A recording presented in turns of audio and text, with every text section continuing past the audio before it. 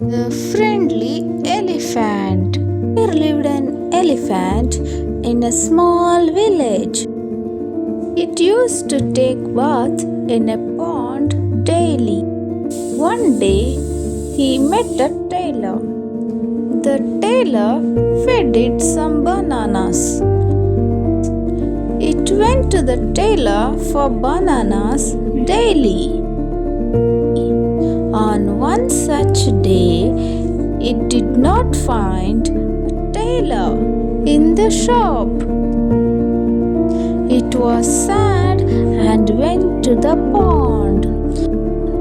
It saw the tailor drowning and shouting for the help in the pond. It quickly lifted the tailor with his trunk and saved him.